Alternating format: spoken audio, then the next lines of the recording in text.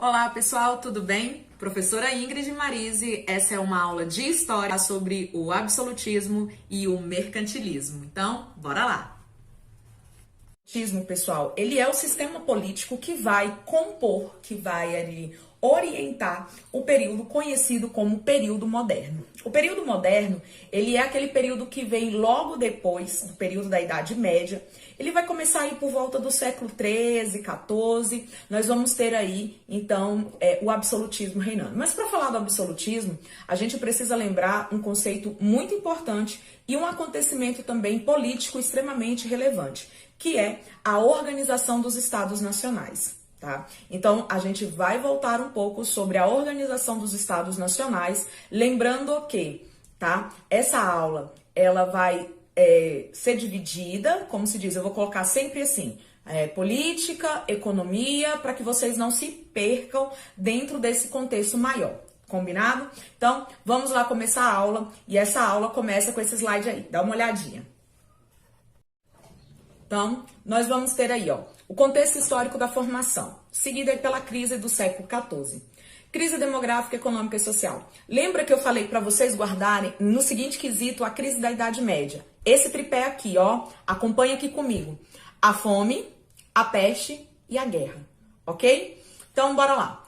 Peste negra e as guerras feudais, na questão da crise demográfica, crise econômica, redução da produtividade servil, aumento dos impostos e dos preços dos alimentos e superexploração camponesa. E crise social, a superexploração camponesa que acabou gerando uma série de revoltas. Quais são os resultados? As revoltas camponesas nos feudos da Europa Ocidental ameaçaram a hegemonia da nobreza e da igreja e levaram à contestação dos privilégios de nascimento gerado pela a divisão estatal. Então, acompanhe aqui comigo agora, pessoal. Então, essa crise gerada aí acabou provocando uma instabilidade nessa organização social.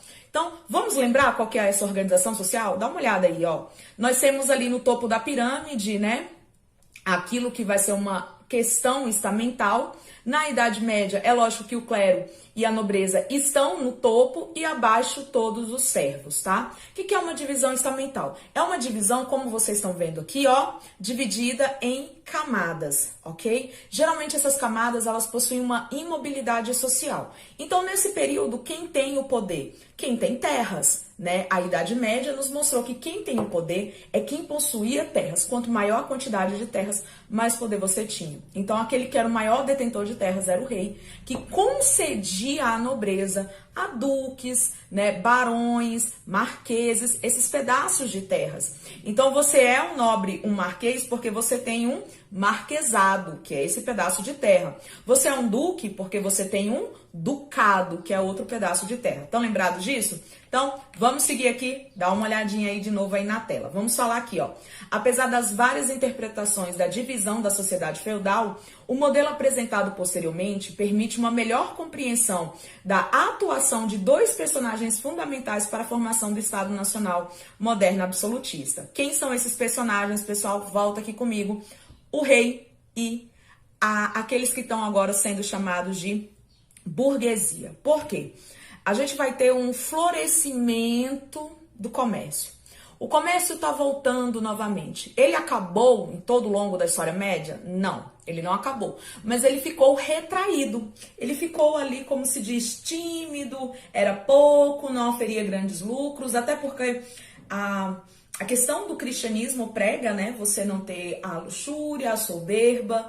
E a burguesia agora, no finalzinho aí desse período aí do 14, eles estão começando a, como se diz assim, a vender a mais do que necessitava, né? A questão de simplesmente uma subsistência. Então, você está começando a ter lucro, tá? Uma coisa que era condenada pela Igreja Católica. Guarda essa informação, que ela vai ser muito importante quando a gente for falar das reformas protestantes, tá? Então, nós temos ali o clero, nobreza, camponeses, artesão e a burguesia. Então, vamos falar aqui um pouquinho sobre a ascensão da burguesia, então, durante esse período. Lá na tela, comigo. O crescimento do comércio no final da Baixa Idade Média, a partir das Cruzadas, fortaleceu a burguesia. Sua demanda histórica nessa transição para a Idade Moderna estava associada à unificação monetária, fiscal, territorial e administrativa. Volta aqui comigo. O que é uma unificação? Toda vez que eu tinha que passar nesses pequenos lugares, nesses feudos, nesses ducados, nesses baronados, nesses marquesados, cada um tinha um sistema de circulação monetária. Então você imagina o quanto que era difícil toda vez que você passa ali, você ter que trocar aquele dinheiro, ter que refazer, ter que fazer uma taxa de câmbio. Então, essa unificação de uma única moeda em um território, ela acabou possibilitando uma facilidade nessa transição comercial. Não só isso também, como pagamento desses impostos, quanto a questão também administrativa, como era organizada. Então, está ficando mais fácil agora com as unificações. Volta lá na tela. A ascensão dos reis, figuras banalizadas na estrutura descentralizada do feudalismo, passaram nesse período de transição a projetarem a possibilidade de centralização do poder para suprir as carências da aristocracia senhorais dos feudos e a crise da igreja e as revoltas populares. O discurso teocêntrico perdia força do imaginário coletivo, daquilo que a gente vai chamar de terceiro estado, tá? Que são todos aqueles que não são nem o clero e nem a nobreza. Condutores imorais e abusos do poder do clero constava com graves crises sociais. Era preciso reprimir os levantes e rearranjar o discurso aí dessas autoridades. Então, a gente vai dar uma olhada aí em quais são algumas formas utilizadas do rei a partir de agora para ele manter o poder. Na tela aí comigo. Nós vamos ter aí o quê? A aproximação com a burguesia, a ascensão de cargos à nobreza, a arrecadação centralizada de impostos e moedas nacionais, unificação de pesos e medidas, formação de exército permanente, normalmente composto de mercenários, expansão dos territórios nacionais através da guerra ou das colônias e organização político-administrativo centralizada. Observe nesse esquema aí as principais alianças do rei absolutista. Então, nós temos aí o cargo, que é dado pelo rei para a nobreza. Ele coloca ali o poder local para que o rei tenha o controle. A burguesia paga os impostos ao rei e o rei devolve com elas com um monopólio, tá? O que é o monopólio? É o controle da venda de um produto. Então, aquela pessoa que recebe o mono, somente ele vai controlar aquele tipo de comércio ali que vai ser feito, ok? Então, um dos primeiros estados nacionais a se organizar que nós vamos ter será Portugal, ok? Portugal vai ser um dos primeiros a entrar aí. Então, vamos falar um pouquinho sobre Portugal. Na tela, o mapa aí de Portugal desse período. Esse reino também é fruto da Guerra da Reconquista e também aí das muitas revoluções dos avis de 1385, movimento liderado pela burguesia portuguesa que colocou no trono o tão indesejado Dom João de Avis, que já era filho ilegítimo do rei que havia morrido. Sabe, é o bastardo do rei. A nobreza pretendia entregar a coroa a Castela, que é a casa portuguesa. A ascensão de Dom João de Avis gera condições para o processo de expansão marítima após Portugal se tornar o primeiro reino aí absolutista. Quais são as exceções disso tudo? Nós temos aí que a entrada do Dom Henrique de Avis, né, esses futuros herdeiros, ele vai ali fomentar aquilo que será o quê, gente? O contato com o Oriente. Então, ele vai trazer essa ideia de um comércio muito mais longe e distante para pegar mercadorias, especiarias, né? As especiarias vocês devem estar aí lembrando das especiarias, cravo, canela, noz moscada, porque realmente era uma condição muito precária a alimentação na Europa. E isso tudo trouxe, como se diz, não só preservação de alimentação, de você fazer um alimento durar, mas também o paladar, né, gente? Convenhamos, a gente não precisa comer só para sobreviver. Comer também é uma espécie de prazer, é uma espécie de você se sentar à mesa e ter ali uma concretização de ser um ser humano, tá? Então, seguindo aí comigo na tela, pessoal, acompanhe aí. Nós temos então aí essa nova estrutura social como absolutismo concentrado. Então, como eu falei antes, o rei ao centro. Então, qual que é a definição que eu posso dar para isso? É uma forma de governo baseada na centralização política monárquica e na unificação territorial, na qual a vontade pessoal do soberano é determinante para a organização de toda a sociedade. Então, vamos aqui de novo revisar as características comigo aí na tela. Pessoal, acompanha aí direitinho, tá? Centralização política, hereditariedade do poder, unidade monetária, a unidade fiscal, a unidade jurídica, a unidade territorial. Todas essas é a formação da burocracia estatal. Gente, o que é burocracia? A burocracia, ela é uma ferramenta de administração. A burocracia, ela não quer dizer que o processo é moroso, demorado, cheio de papelório. Isso daí é o desvio da burocracia, quando ela dá errado. Então, a burocracia, ela visa a impessoalidade, a legalidade, tá? A publicidade desses atos. A gente vai abordar mais sobre esse tema de burocracia lá nas aulas de sociologia com os grandes sociólogos aí, Max Weber, tá? A gente vai falar mais sobre ela lá. Então, vamos lá. Manutenção dos privilégios de nascimento, manutenção da sociedade estamental, formação das cortes, exército nacionais permanentes, economia mercantilista, tá? Todas essas aí, essas duas, a manutenção do privilégio e a manutenção da sociedade estamental, são caráter ainda e resquícios do feudalismo. E essas fortes ideologias são qual, pessoal? É a base da teoria que vai sustentar esses reis estarem no poder. Então, o que acontece? Para que esse rei ele consiga ficar ali naquele poder centralizado, ele precisa de algo que o segure ali. Então, por exemplo, por que o rei é o rei? A Igreja Católica, ela, como se diz assim, ela valida o rei ali, através dos escritos sagrados, através da doutrina, ela valida o rei. Só que agora, quem está no controle central mesmo, de fato, é o rei. Então, quem vai autorizar isso para o rei? Esses teóricos, esses pensadores, esses intelectuais. Mais sobre eles vocês vão ver na parte 2 dessa aula, tá bom? Então, vamos seguir aí, a gente vai falar sobre Maquiavel, o Thomas Hobbes e o Jean Bodin e o Jacques Bossuet, tá? Vamos falar um pouquinho agora, pessoal, voltando a gente falar sobre, como se diz, os caráter da economia e da política sobre isso. Então, a parte dos teóricos na parte 2 desse vídeo. Vamos lá, na tela comigo, acompanha aí, pessoal. Economia mercantilista. O que é uma economia mercantilista? É essa troca pela acumulação de metais. Então, conceito e noções gerais, conjunto de medidas econômicas que garantiam a regulação do Estado nacionais absolutista, principalmente sobre as atividades praticadas pela burguesia durante a Idade Moderna. Lembrando, o que é um Estado absolutista? Todos aqueles que têm as características anteriormente abordadas. Através do mercantilismo, os estados nacionais garantiam os recursos para sustentarem as cortes, os exércitos e os privilégios de nascimento. Apesar do mercantilismo voltar-se para toda a atividade econômica dos estados nacionais absolutistas, sua maior incidência esteve nas atividades provenientes das colônias que futuramente serão aí, como se diz, exploradas. Tá? Quais são os princípios ou regras do mercantilismo? O metalismo, o colonialismo, o comercialismo, o intervencionismo, que é o protecionismo alfandegário, ou seja, esses estados nacionais protegem suas economias, colocando taxas de impostos e barreiras, tá? O monopólio ou pacto comercial, ou seja, a metrópole comercializa com a colônia e a colônia só comercializa com a metrópole.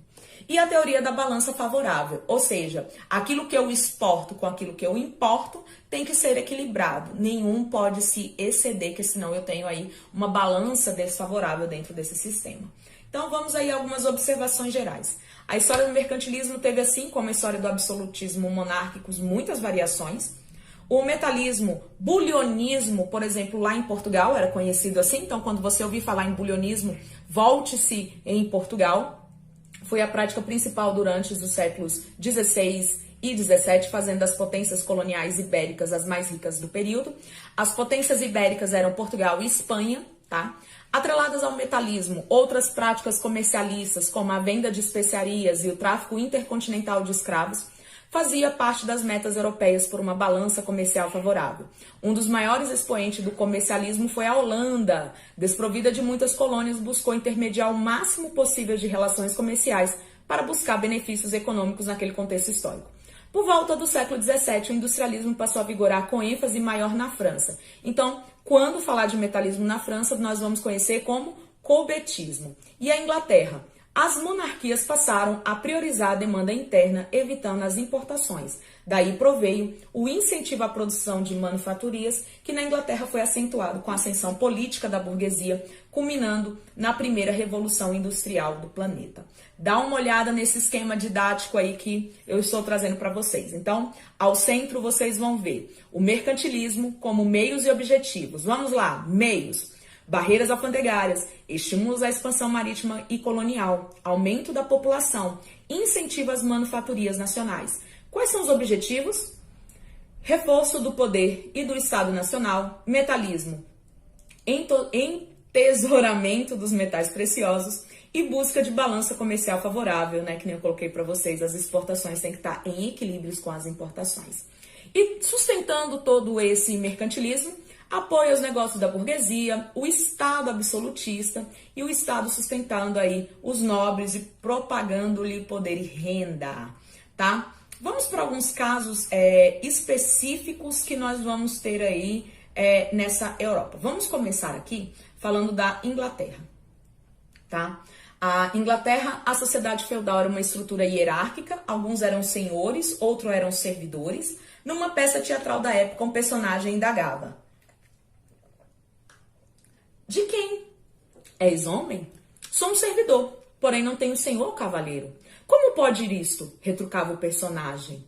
Então, aqui acaba mostrando assim, você precisa ter alguém que mande em você. Como assim você manda em você? Porque a Idade Média ensinou que a gente sempre estava naquela relação das obrigações. Lembra das obrigações e das relações servis?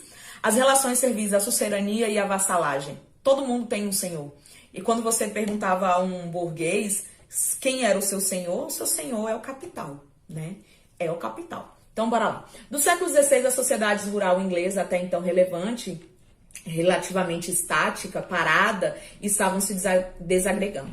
A importância aí do anglicanismo, tá? Dos chamados enclosures, que são essa agricultura produtiva cedidas, tá? E da ascensão da política e da burguesia. A gente vai falar mais sobre a reforma protestante em um próximo vídeo, ok? Próxima aula. Casos específicos agora a França. Existem dúvidas em torno da caracterização do Estado absolutismo na França, na época do Luís XIV, o maior símbolo de absolutismo da Europa, o empenho do rei em associar a França aos tempos modernos, promovendo o progresso, transformação do país, modelo de civilização, tá? Embaralhava a definição do seu reinado, dificultava a sua inclusão na ideia do antigo regime. Gente, os reis absolutistas, então, também vão ser chamados dentro da história de o antigo regime. Ouviu falar em antigo regime, você vai remontar aos estados absolutistas, aos estados nacionais, a essas centralizações, tá combinado? Então, temos, professor, até hoje um exemplo de um último estado absolutista ou de antigo regime no mundo? Sim, temos. A rainha da Inglaterra, a Elizabeth II, tá? Ela é aí o exemplo do último estado de domínio absolutista que nós tivemos. Não que eles sejam absolutistas a esses moldes, não são. Mas ela vem dessa herança desse antigo regime. Então, com a morte da rainha Elizabeth II, nós teremos ali, de fato, como se diz assim, enterrado na história o antigo regime, tá? Tá passando para vocês aí a imagem do Palácio de Versalhes. Essas imagens são bastante icônicas, bastante, como se diz assim, expoentes do que o Luís queria demonstrar da França, tá? Então, vamos ver as tradições aí dessas autoridades, tá? No século XVIII, a 97, né, da população por cento francesa era do terceiro estado, 97% da população era do terceiro estado. A gente vai chegar lá que a queda da Bastilha é a queda do absolutismo. Bora lá, Portugal e Espanha. A expansão dos Estados Ibéricos no final do XV é o grande evento associado aos tempos modernos. Entretanto, para esse Estado, os resultados econômicos e políticos nem sempre representaram a sua entrada nesse novo tempo. Essa afirmação indica que, por mais ricos que Portugal e Espanha fossem, sua história não pertenceria à história da Europa moderna. Então, vocês vão ter aí as rotas marítimas portuguesas, as rotas marítimas espanholas. Essa aula sobre expansão e grandes navegações nós já tivemos antes da dessa nossa, como se diz assim, né, enclausuramento. Então, nós temos aí todos esses fatos marcando a história desse povo. Além disso, além dessas várias colônias que eles vão colocar, a forte influência católica, tá? A gente vai falar mais sobre isso quando nós estivermos falando de Brasil Colônia. Então, pessoal, assim se encerra essa primeira parte da aula, tá? E agora nós vamos para a segunda parte da aula no vídeo 2 sobre os teóricos do absolutismo. A gente já se encontra, até logo. Parte 2, ela vai falar sobre os teóricos do absolutismo. Então, nós vamos apresentar os principais teóricos, ou seja, aqueles que formaram as principais ideias para a consolidação do absolutismo aí durante o período moderno. O primeiro que nós vamos trabalhar é o Nicolau Maquiavel ou Nicolas Machiavel. Essa é uma das obras, essa é a obra principal dele, se chama O Príncipe. Essa minha edição, ela está comentada pelo Napoleão Bonaparte, tá bom? É um livro fininho e é um livro que fala muito sobre a arte de como governar, tá bom? Então ele é um manual técnico. O Maquiavel, ele presenteia esse livro ao príncipe da Itália, um jovem muito novo entrando ali, como se diz assim, no poder. E como o Maquiavel não tinha muito o que dar para ele, né? O Maquiavel não era uma pessoa proveniente de uma nobreza, não havia posses, né? Então ele dá esse livro aqui de presente ao Lorenzo da Itália, tá bom? Então vamos aqui abordar, gente, quais são as principais palavras-chave dessas obras. Por quê? Esse conteúdo, ele vai ser revisto novamente nas aulas de filosofia, então eu não quero me alongar muito neles, para que vocês não tenham, como se diz assim, tanta coisa para absorver de uma única vez. Então, nós vamos aí colocar aos poucos a introdução desse conteúdo, até a gente finalmente chegar lá em filosofia, que é onde vai ser aí o ápice dessa aula, tá bom? Então, na tela aí comigo, pessoal, sobre Nicolau Maquiavel, tá bom? Sua principal obra é O Príncipe. Ele vai falar sobre a separação entre política e religião. Então, sim, ele trabalha com a ideia de um Estado laico, tá? Aonde a política, ela vai cuidar dos resultados dessa sociedade, o que vai ser diferente da religião, que vai cuidar da moral das pessoas e dessa organização aí em torno desse comportamento. Quais são os principais conceitos que Maquiavel vai trabalhar nessa obra? Vamos ter a virtude, que é o saber fazer, mais a ideia da fortuna, que é quando fazer. Então, bora lá. A virtude está ligado aos moldes operantes, ao comportamento, como você vai se adaptar a uma situação. Então, se você tiver que mentir, minta. Se você tiver que falar a verdade, fale. Então, você vai se adaptando conforme a situação. Já a fortuna, ela está ligada a uma ideia de sorte ou azar. Então, alguns tiveram a sorte de nascer reis, outros não tiveram. Tiveram a falta de fortuna, que é o azar. Tá bom? Então, ele vai trabalhar muito nessa obra com a metáfora do leão, que nós devemos ser fortes como um leão, porém, devemos ter a astúcia, a inteligência, a observação de uma raposa. Para cada fim, há um meio adequado, ou seja, os meios justificam os fins. E ele também trabalha com a ideia de um senso comuns, né? Que é isso daí, ou seja, o importante é a gente chegar ao poder. Outra ideia bastante interessante dele um governo deve ser forte e único, tem que ser pelo bem comum, tá? Baseado na ideia dos fins justifica os meios, e ele rompe com todo tipo de moral cristã. O governo está na esfera humana, enquanto o homem, ele que determina essa realidade, né? Ele que domina o que está acontecendo agora. Porque a gente acaba considerando as pessoas chamadas de maquiavélicas. Uma pessoa maquiavélica não é uma pessoa má, de natureza ruim, perversa, mas sim uma pessoa observadora, fria e calculista. Então, ela calcula cada passo que ela dará. Bora lá dar um exemplo, já que vocês são adolescentes, né? Adolescentes. Bora lá. Digamos que fulano está afim de fulana. Só que fulana tem um namorado, tem uma pessoa, tem um compromisso. E o que esse fulano aqui faz? Ele, vendo que ele não conseguirá ter a correspondência do amor dessa amada, ele resolve, então, matar esse rival, sem ela saber. Uma vez que esse rival morre, esse fulano vai consolá-la. E nesse consolo, eles se encontram, tá? Eles se encontram e vão ter esse relacionamento. Então, para ele, todos os meios utilizados justificaram o propósito porque ele fez isso.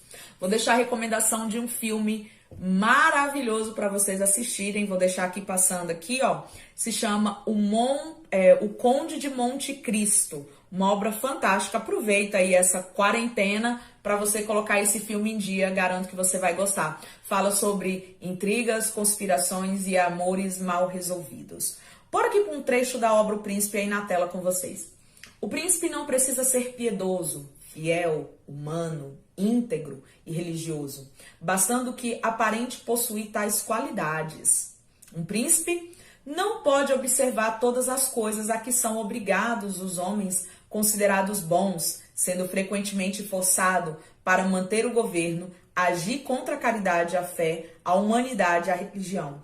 O príncipe não deve se desviar do bem, se possível, mas deve estar pronto a fazer o mal, se necessário. Os fins justificam os meios. Esse é Nicolau Maquiavel, pessoal. E agora nós vamos entrar no próximo teórico, tá? Para o nosso entendimento, que é o Thomas Hobbes. Tá? Na tela aí com vocês o Thomas Hobbes. Thomas Hobbes, ele tem uma obra chamada O Leviatã, que é o monstro fenício, que é a mesma ideia da mitologia, que é o caos, que traz uma desintegração. Para ele vai trabalhar muito numa teoria contractualista, ou seja, na ideia do justnaturalismo, na ideia de uma colocação de umas leis, tá? A princípio, ele trabalha com o estado de natureza, aonde o homem outrora viveu em um estado de paz, um estado de harmonia, aonde esse homem não entrava em conflito com outros homens, tá? E ali era sem limites aos desejos humanos, porém, o homem, né, ele carrega dentro de si esse monstro que é egoísta, que é corrupto, que é mau, que tende à destruição. E nós estamos falando de uma ausência de Estado. Então, quando o Estado ele não coloca uma lei, os homens tendem a quebrar o estado de natureza e entrar nesse estado de guerra, nesse estado de destruição um contra o outro. Então, o estado aí que esse homem estará é a guerra de todos contra todos, que será o conflito generalizado entre os homens, que acaba causando a falta de limite entre todos eles. Qual que seria a solução? O contrato social, ou seja, gente, a colocação de leis, acordo entre os homens. Esses homens deixam de ter liberdades absolutas, então agora ser livre é fazer tudo aquilo que a lei permite. Tudo que a lei não permite é a libertinagem. Transferem a liberdade e o poder para o Estado, e o rei é o grande representante do Estado e do poder absoluto. E qual que seria a função do rei? Proteger e preservar a sociedade. E nós temos um conceito que ele traz, que é o direito de revolta, que é lícito quando o rei deixa de cumprir sua função, ou seja, quando o rei ele deixa de proteger a população, tá bom? Então, recapitulando, ele fala sobre a natureza humana, que é má e egoísta, e ele traz a grande base desse pensamento, que é o homem é o lobo do homem, ou seja, o homem é o único responsável pela sua própria destruição. O Estado forte tem que fugir dessa tendência do Leviatã, tem que limitar a liberdade individual, impedir que esses homens se matem, a guerra de todo contra todos que causa morte e essa destruição da sociedade, tá? O indivíduo, então, ele vai fazer um pacto, renuncia da sua liberdade para que todo o Estado viva em paz, ok? Vamos aí, então, para o nosso próximo teórico que a gente vai estudar, que é o Jacques Bossuet, tá? Então, na tela aí com vocês o Jacques Bossuet. A obra Política segundo a Sagrada Escritura, a teoria dele trabalha em torno da origem divina do poder real, ou seja, o rei, ele foi incumbido pelo próprio Deus aqui na Terra de cuidar dos homens. Ele influenciou o absolutismo principalmente francês, com Luís XIV, aonde a regra é um rei, uma lei, uma fé. E está passando aí para vocês, né, como se diz assim, o rostinho para que a gente saiba quem é. Ele era um bispo da Igreja Católica, ele faz parte da corte do Luís XIV, tá? Ele dizia que o príncipe tem que ser perfeito, as virtudes têm que ser cristãs, ele tem que ser o herói dessa história, tá? E ele vai viver aí as reformas religiosas desse seu contexto. Então, nós estamos falando nessa obra dele, A Política Tirada das Sagradas Escrituras, que tudo é a vontade de Deus. Será que a gente pode fazer uma rebelião contra Deus e só Deus pode julgar o rei, tá? Então, Deus é o único capaz aí. Vamos aí a um trecho dessa obra do Bossuet. O trono real não é o trono de um homem, mas o trono do próprio Deus. Os reis são deuses e participam de alguma maneira da independência divina. O rei vê de mais longe e de mais alto. Deve acreditar-se que ele vê melhor. E deve obedecer-lhe sem murmúrio, pois o murmúrio é uma disposição para a sedição. Ok, pessoal? Então, nesse trecho dessa obra do Bossuet, demonstra bastante essa ideia aí sobre o poder divino dos reis. Seguindo aqui nos nossos estudos, a gente vai falar sobre Hugo Grotius. A obra do Hugo se chama Do Direito da Paz e da Guerra. Olha que obra de nome interessante, hein, gente? Quais são os conceitos que ele vai trabalhar? O direito internacional, já que nós estamos falando sobre estados nacionais, estamos abordando o mercantilismo, então, quais são as leis que vão regular esse comércio, essa relação entre esses países? O governo despótico, ou seja, gente, o governo monárquico, quando ele não é bom, ele tende ao quê? A ser déspota, ou seja, a ser um governo mau para a população. E ele coloca que o Estado tem um poder ilimitado. Qual que é o grande problema em torno disso tudo? A guerra generalizada entre as nações, quando uma não respeita os princípios e colocações das demais. Então, isso aí acaba trazendo bastante conflito, né? Trazendo bastante, como se diz assim, questões não organizadas entre eles. Agora, pessoal, nós vamos falar sobre o Jean Bodin, tá bom? O Jean Bodin, ele trabalha os 6 livros da República, aonde também ele vai fortalecer o direito divino dos reis, a onipotência, tá? E o poder absoluto do rei. E a sua grande frase, né, mestra, o rei faz porque Deus quer, ok? Então, essa frase, ela demonstra bastante aí para o que veio, né? Demonstra que veio o Jean Bodin, pessoal. Então, esses são os principais nomes aí desse período, são a base intelectual da formação, da consolidação do absolutismo, ok? Qualquer dúvida que você tenha, deixe aqui no comentário. E agora vem o nosso pós-aula, que é com vocês. A leitura do capítulo A3, ok? Do volume 1 do livro de História, mais as atividades. Então, façam essas atividades. Qualquer dúvidas que vocês tiverem, na descrição desse vídeo tem um e-mail para contato, ou você pode deixar aqui nos próprios comentários. Exemplo, professora, não entendi a questão tal na página tal. Que aí eu volto com um vídeo, se vocês tiverem dúvidas, tirando a dúvida de vocês, tá bom? Então, bons estudos a todos e a gente se vê no próximo vídeo. Tchau, tchau!